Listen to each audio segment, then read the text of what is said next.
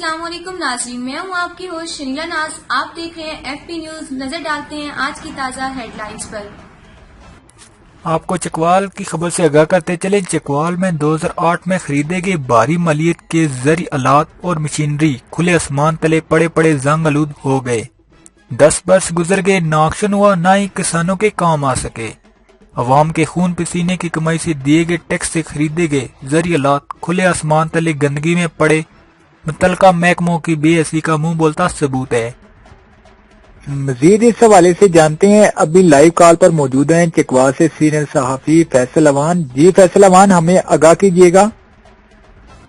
जी, ये 2008 में साबित हुई पंजाब चौधरी परवेज इलाही की स्कीम के तहत खरीदे गए भारी मालियत के नए ज़रूरी आलात और मशीनरी ना किसानों के काम आए और ना ही बिक सके, और 10 बरस से खुले आसमान तले गंदगी में पड़े मुतलका महकमों की बेहसी की दास्तान बयान कर रहे हैं।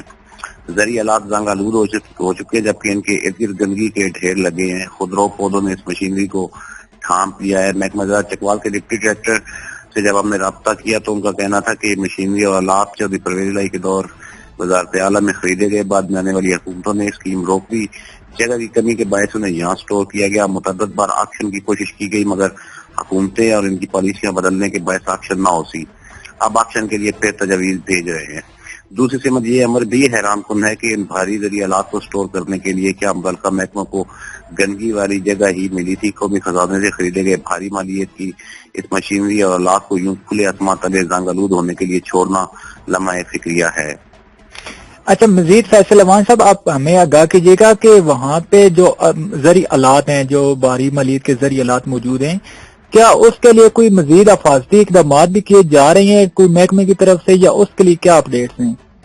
देखिए, बुनियादी तौर पे परवेज इलाही के दौर में एक स्कीम आई थी जिसके तहत हर यूनियन काउंसिल को एक ट्रैक्टर और उसके साथ ये ज़रूरी आलात वगैरह तमाम जो है फराहम किए जाने थे। बाद अगर गवर्नमेंट बदल गई तो इसको सबको डैम कर दिया गया। ये अभी महकमा वाइल्ड लाइफ की इमारत के सामने चकवाल में खुले आसमान के नीचे मौजूद है। खुदरो पौधों ने इसको घेरा हुआ है और वहाँ पे गंदगी के ढेर भी हमें जा बजा नजर आते हैं। हिफाजती इंतजामात चौकीदार जो महकमा ज़राअत है उसके मुताबिक वहाँ पे चौकीदार तो मौजूद होता है, लेकिन बहरहाल जो जंग आलूद होने का मामला है वो है, और ये जो भारी मशीनरी है ये जंग आलूद हो रही है। Thank you so much. हमें चकवाल से सीनियर सहाफी फैसल अवान आगाह कर रहे थे इस हवाले से।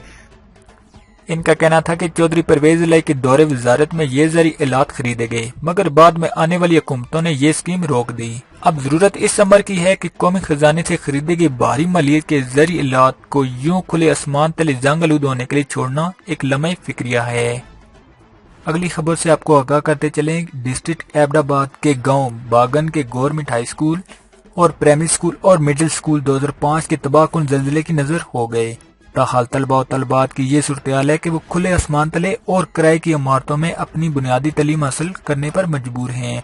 अहले इलाका और तलबा तलबात ने स्कूल की तमीरात के हवाले से चीफ जस्टिस मियां साकिब निसार, वज़ीर आला उस्मान बुज़दार और वज़ीर आज़म इमरान खान से अपील की है कि खुदारा हमारा भी पुरसाने हाल बने, ताकि हम भी बाकी बच्चों की तरह अपनी बुनियादी तालीम हासिल कर सकें।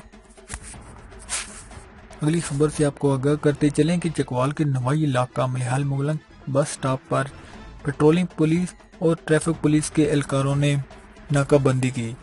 दौरान नाकाबंदी पेट्रोलिंग पुलिस के ASI चिफ्ट इंचार्ज कमर जमान और ट्रैफिक पुलिस के एहलकारों ने मिलकर नाकाबंदी की, जिसमें धुआं छोड़ती हुई गाड़ियों और ओवरलोडिंग के खिलाफ स्पेशल क्रैकडाउन किया।